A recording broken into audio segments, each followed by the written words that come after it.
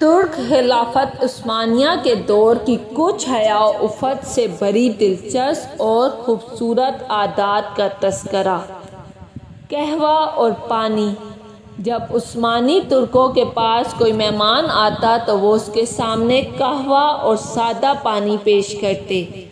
اگر مہمان پانی کی طرف ہاتھ بڑھاتا وہ سمجھ جاتے کہ مہمان کو کھانے کی طلب ہے، تو پھر وہ بہترین کھانے کا انتظام کرتے، اور اگر وہ قہوے کی طرف ہاتھ بڑھاتا تو وہ جان لیتے کہ مہمان کو کھانے کی حاجت نہیں ہے۔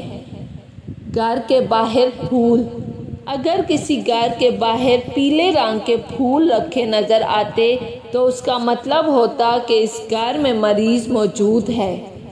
آپ اس مریض کی وجہ سے گھر کے باہر شور شرابہ نہ کریں اور عیادت کو آ سکتے ہیں، اور اگر گھر کے باہر سرخ پھول رکھتے ہو تو یہ اشارہ ہوتا کہ گھر میں بالغ لڑکی ہے، لہٰذا گھر کے آس پاس بازاری جملے نہ بولے جائیں، اور اگر آپ پیغام نکاح لانا چاہتے ہیں تو خوش آمدید۔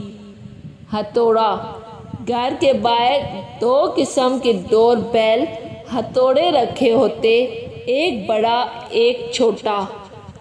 اگر بڑا ہتھوڑا بجایا جاتا تو اشارہ ہوتا کہ گھر کے باہر مرد آیا ہے، لہٰذا گھر کا مرد بیٹھ جاتا تھا، اور اگر چھوٹا ہتھوڑا بجتا تو معلوم ہوتا کہ باہر خاتون موجود ہے، لہٰذا اس کے استقبال کے لیے گھر کی خاتون دروازہ کھولتی تھی۔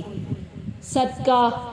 عثمانی ترکوں کے صدقہ دینے کا انداز بھی کمال تھا کہ ان کے مالدار لوگ سبزی فروش یا دکانداروں کے پاس جا کر اپنے نام سے کھاتہ کھلوا لیتے تھے، اور جو بھی حاجت مند سبزی یا راشن لینے آتا تو دکاندار اس سے پیسے لیے بغیر اناج اور سبزی دے دیتا تھا، یہ بتائے بغیر کہ اس کا پیسہ کون دے گا۔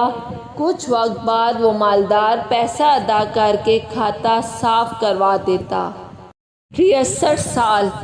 اگر کسی عثمانی ترک کی عمر 63 سال سے بڑھ جاتی اور اس سے کوئی پوچھتا کہ آپ کی عمر کیا ہے تو وہ نبی پاک صلی اللہ علیہ وآلہ وسلم سے حیا و ادب کرتے ہوئے یہ نہ کہتا کہ میری عمر 63 سال سے زیادہ ہو گئی، بلکہ یہ کہتا بیٹا ہم حد سے آگے بڑھ چکے ہیں۔ اللہ اللہ، کیسا ادب، کیسا عشق تھا ان لوگوں کا، کیسی بہترین عادات تھی ان لوگوں کی۔ یہی وجہ تھی کہ عالم کفر نے سلطنت عثمانیہ کے غداروں سے مل کر اس کے ٹکڑے کر ڈالے۔ اگر آپ کو میری ویڈیو پسند آئی ہے تو لائک اور سبسکرائب لازمی کیجیے گا۔